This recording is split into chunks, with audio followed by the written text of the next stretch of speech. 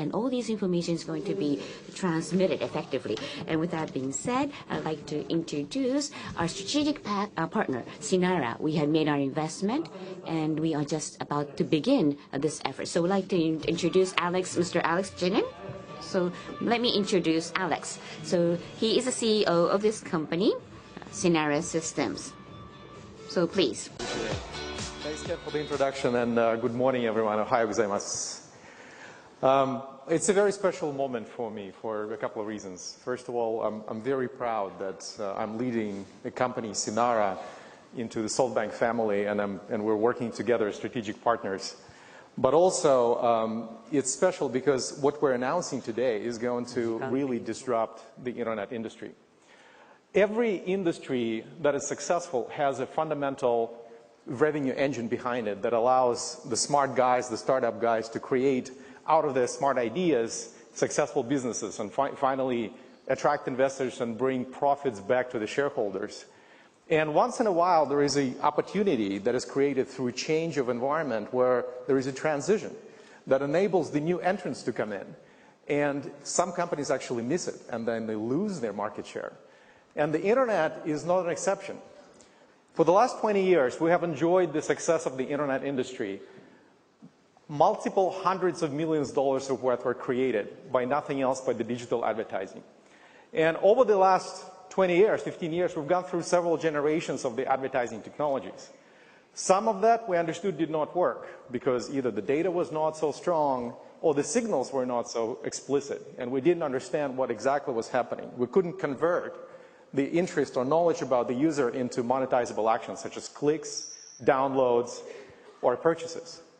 But some methods did work. So if you look at what worked, the audience targeting on the social platforms where the users actually post their information, who I am, what's my age, what's my gender, and so on, or search targeting or retargeting, we can understand that the closer we get to the physical, to the real-life persona, the better advertising targeting works. And we thought that we figured it all out. I mean, over the 20 years, we might expect that everything works and we understand pretty much everything.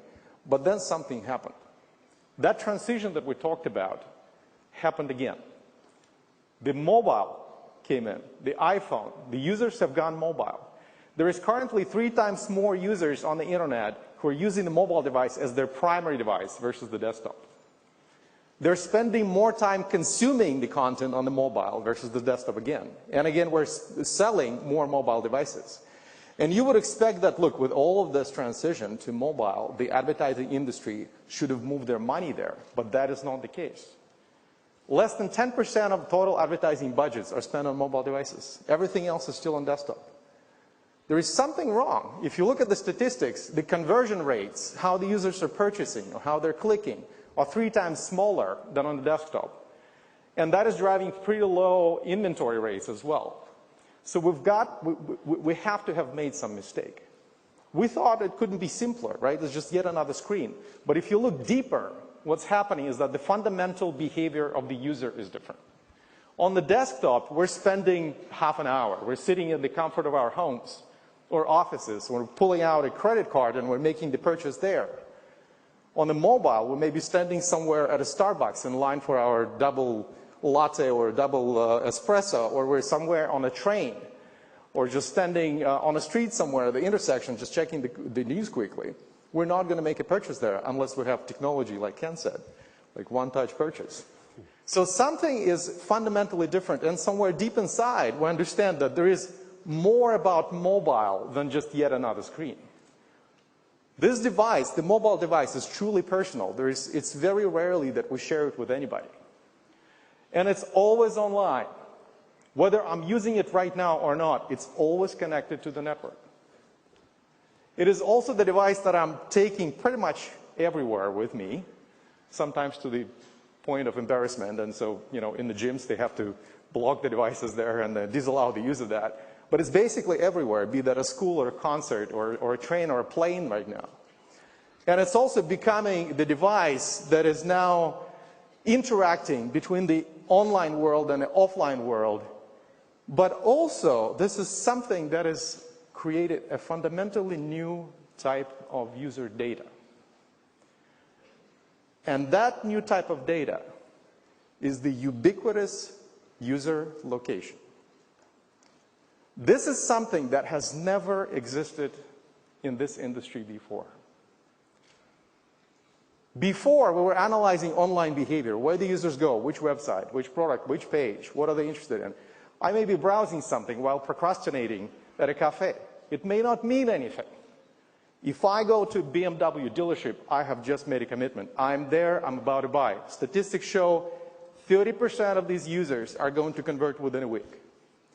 Wouldn't that be nice if we could understand the life of the users, everything that happens there, by understanding location? If I know where you are, I know who you are. I know what happens to you every day.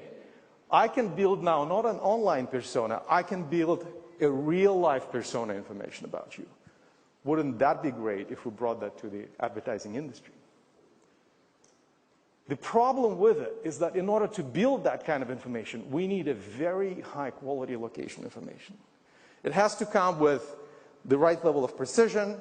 It has to come at a very frequent periods of time. So it's not enough if it's just 5% of Facebook users posting their location a couple of times a day. Not enough. Not going to work. That's the bad news. What's the good news? This is exactly where the mobile operators are very strong. The 3G, 4G networks provide 24/7 location because their devices are always connected to the network at a macro level. The carrier Wi-Fi outside and indoors provide very precise location to the level of a restaurant, a hair salon, and so on. If we could do that, if we could use that and harness that and bring it to the advertising, wouldn't that be great?